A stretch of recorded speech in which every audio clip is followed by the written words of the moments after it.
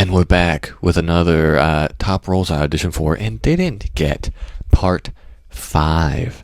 I know. That means that we're at 50 roles now. If you're surprised, I'm so surprised. But I dug up a couple more, so let's get right into them. So here we are, starting off at number 1. We have this movie that was blowing up on TikTok recently after coming out like 2 or 3 years ago. It's called Dinner in America. I auditioned for this one, I think, 4 years ago, maybe 5 years ago now. But this was one of those roles where I auditioned and it like was right before COVID, and then COVID happened, everything shut down, so I never really heard what happened to this movie, if it got made, if it got paused, I don't know. And then all of a sudden, within like the last couple of months, it blew up on TikTok, and I went, oh, I remember that movie. I auditioned for that movie. So yeah, I will audition for the main part of, I think his name's Simon or something. And it was pretty interesting. It was an interesting script about this punk guy who meets up with like a super fan or something, and they end up, going on this road trip together across America. I don't know if I was exactly the right part for the role. I can see why they wanted a punk guy, and I guess I could kind of fit that sometimes. But they ended up going with this actor called Kyle Gallner, who I think did a good job. He's very crusty punk and good all-American kind of character actor. And I watched part of the movie.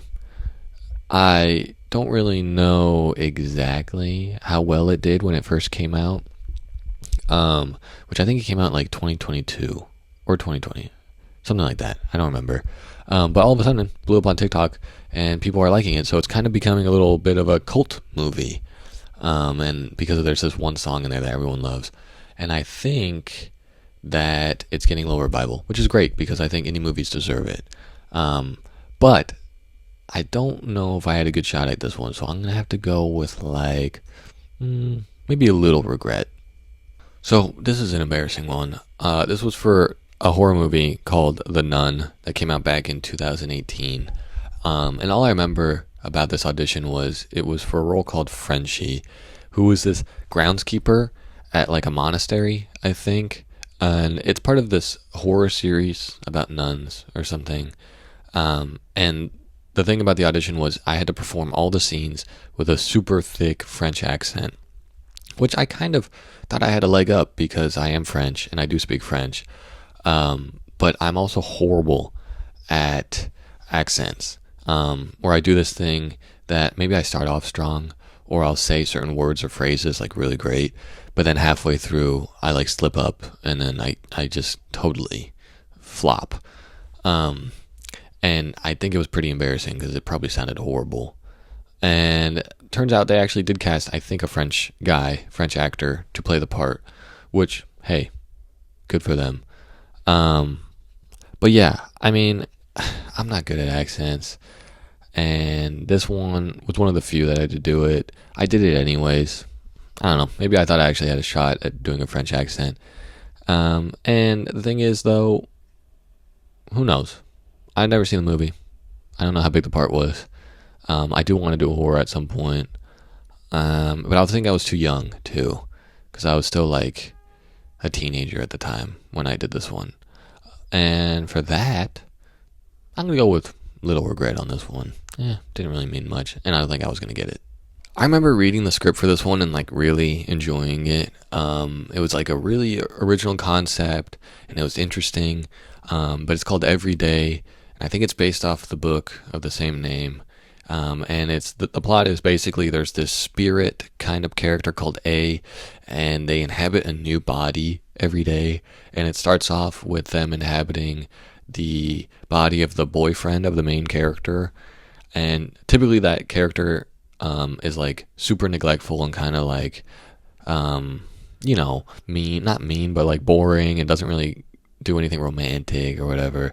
But when the spirit gets in, then they turn into like the perfect boyfriend, and they take them on a date, and they're like super nice to the main character chick. And that's the part I auditioned for. And the story goes on where the main character tries to find the spirit in all these different bodies, and it's like a romance movie. But it's like, I remember watching part of the movie and being like, it wasn't as good as the script. I don't know. I think it was a little hard to pull off the concept.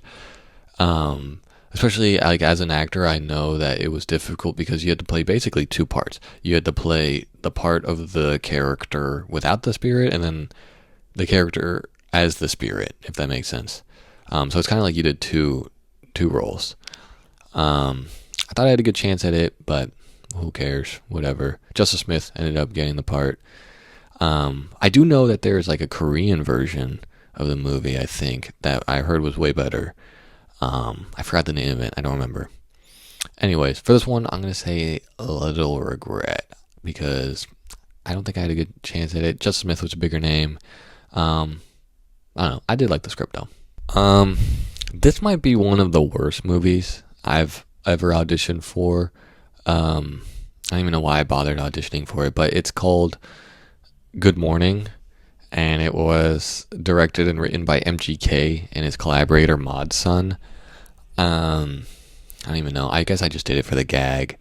Also, sorry if you're an MGK fan. He's not a very good director. Just putting it out there. But yeah, it stars MGK and Dove Cameron, and like I think Pete Davidson's in it. But I auditioned for the part of this character called Angel, who's kind of like the drug dealer friend, and he's kind of just always high. And he's like does these stupid jokes and this and that. But the plot of the movie is basically MGK is this famous actor called London Clash, which is I think is based off London Calling by the Clash. I don't know. But he's this famous actor, and he wakes up one day to a text from his girlfriend called Apple, by the way. And he has to decide between showing up to work for like this super big movie he's doing or chasing after and trying to get his girlfriend back. And that's it. That's pretty much the whole movie. It wasn't good. In fact, it was rather awful. And I watched it. I did watch it. But it's just full of these really lame stoner jokes. And it's just so dated. It feels like a movie. It came out in 2022, but it feels like a movie that should have come out like 2016. You know, it feels like one of those movies where it's like the movies that those Instagram influencers and like Jake Paul and Logan Paul would have made. It's not funny. And apparently, I'm not the only one that thinks it was horrible because it only made $21,000 at the box office, and it has a 0% critic rating on Rotten Tomatoes. So yeah, this is definitely one of the ones that's like a no regret. Captain Fantastic was this interesting independent film about this father played by Viggo Mortensen who raises his kids, his family, alone in the woods, like totally off the grid, self-sustainable, this, that, you know, and they're detached from society, and they grew up reading like philosophy, like Marx and all this other stuff. But then the mother dies somewhere in like New Mexico in the city or whatever, and Vigo decides to take his family for like the first time ever out into the city to attend the funeral or something. And this was actually one of the first movies I've ever auditioned for, I think, in my career, back in like 2015 or 2016, something like that. I read for the part of Bodivin, the oldest son. And I remember having like really interesting dialogue, kind of challenging dialogue. So it was kind of hard to memorize and deliver it in a way that felt natural. And it was written and directed by the actor who plays Gavin Belson in the show Silicon Valley, who I like. But from what I heard, this movie did pretty well in terms of like reviews, and it won an award at Cannes in 2016, and it has like a super high score on Rotten Tomatoes. And I would have loved to have worked alongside Viggo Mortensen. I think he's a brilliant actor and super hot and hunky and like a super nice guy. But yeah, I wasn't right for the role. I think I was too young. They went with God, what was the name of the actor? I don't know. They went with the other guy who is actually doing pretty well now. So shout out to him. But yeah, I was too young. I was too new, you know, and I don't think I could have pulled it off in the way that that actor pulled it off. So, but I'll give it a medium regret because it did pretty well. It was a great independent film, which is sometimes hard to come by. So, yeah, medium. This was like the brand new George Clooney and Brad Pitt movie that just came out recently called Wolves.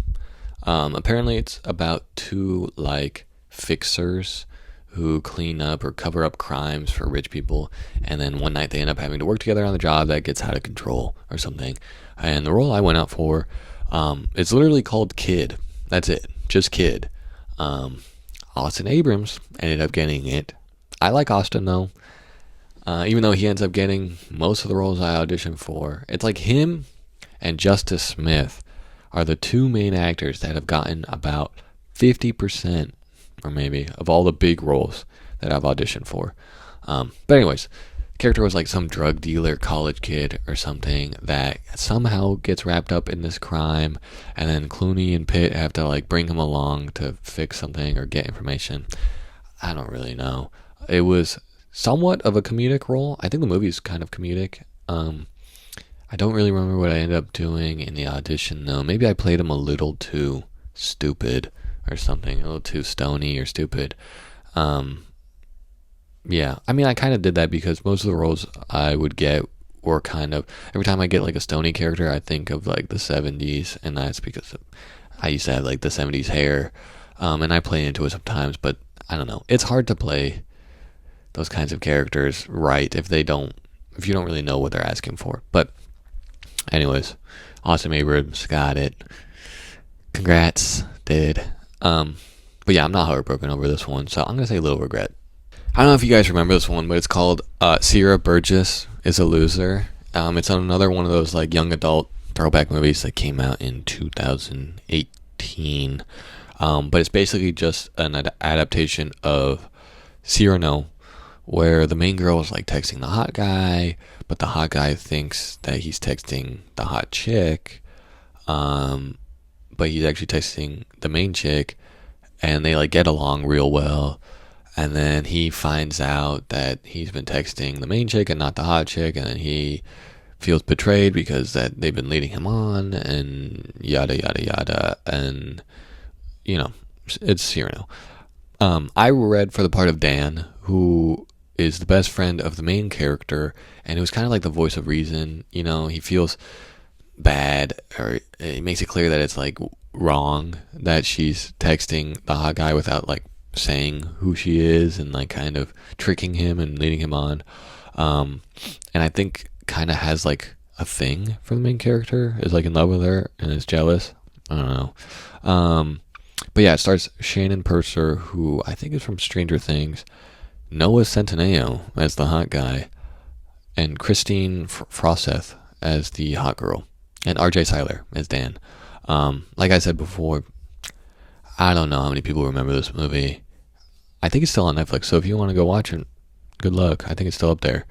I'm going to say a little regret because I don't think I had a chance of getting this one because they casted RJ Cyler and we look nothing alike. So for that, I think it was pretty obvious I wasn't going to get it.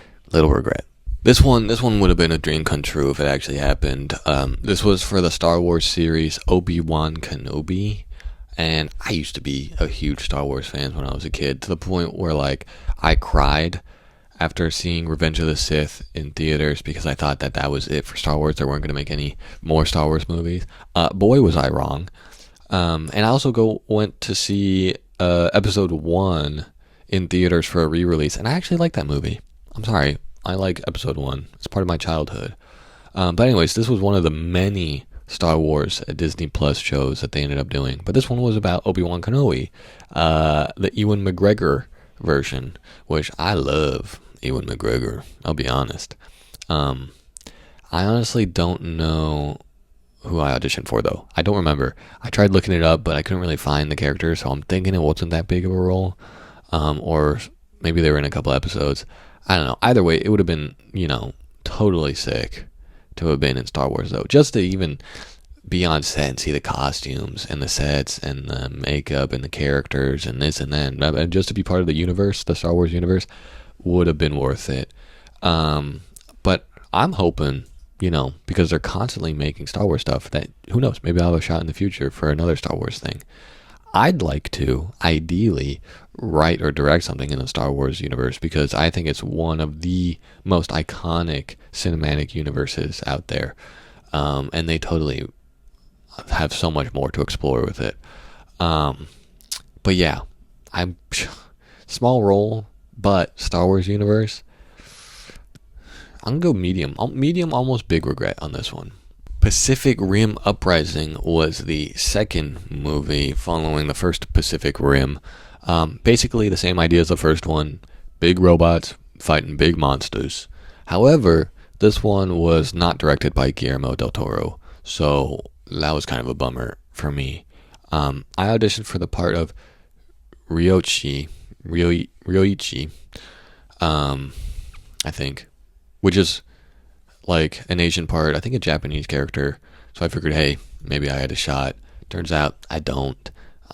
It went to Makinyu Maeda, who, funny enough, is the same actor who ended up getting Roronoa Zoro in One Piece, which I also auditioned for. But yeah, I think he was obviously the right part for the role. And I even think there were some parts where they did speak Japanese, and the guy is Japanese. I'm only like a tiny bit. So yeah, way better for the part. I did want to fight big monsters in a big robot though. And I would have liked to be a part of Guillermo del Toro's universe at some point, which I think I have auditioned for more Guillermo parts at some point. Anyways, maybe one day. But yeah, I think this one, I'm going to say little regret, just because it wasn't Del Toro directing and it was kind of like a side character role. So yeah, little regret. This next movie is called The Package, and I originally auditioned for this movie back when it was still called Eggplant Emoji, I think. I think that was the title. I don't know. All they had on the front page was just the eggplant emoji, so I'm kind of assuming that's what they called it. Pretty simple movie. It's about a group of teens that go camping, and one of them accidentally cuts off his ding dong, and then they all have to like try and get help and save it at the same time. It's been a while since I've seen this movie. It's one of those stupid, goofy comedy movies about a guy that cuts off his own wiener. I can't remember if I had a callback for this one. I don't know how far I got. I might be mixing it up with another movie that came out around the same time. But I auditioned for the part of the main guy, or not the main guy, the guy that cuts off his Twinkie. But yeah, either way, I didn't get the role. I don't know exactly what they were looking for, because I thought I did a pretty good job with the comedy, because comedy is kind of my strongest point. I think at the time that's all I had done was comedy. And I also have a great scream, which probably would have come in handy for the scene of, the snip snip scene. But that scream could also be useful in horror, which, I'm kind of known for that scream. Anyways, yeah, goofy movie. I don't really remember that well, but for that, I don't know. I don't know if I would want to play a character that gets his ding dong cut. I don't know. A little forgettable. Overall, little regret for this one. Yeah. Wow, and that's it. Another 10 roles I auditioned for and didn't get. I hope you enjoyed this one. I know some of them are getting a little bit more obscure now. They're getting a little bit older. They're kind of the leftovers, the crumbs left at the end here. But also, I have some new ones that I did, but I can't talk about them yet because they haven't come out, and I'm not allowed to spoil them. But there will be more episodes coming in the future if you guys still even care or enjoy them. I don't know. I enjoy making these. I think it's funny. But yeah, thanks for watching. Like, comment, subscribe, all that stuff. Thank you. Bye. See you next time.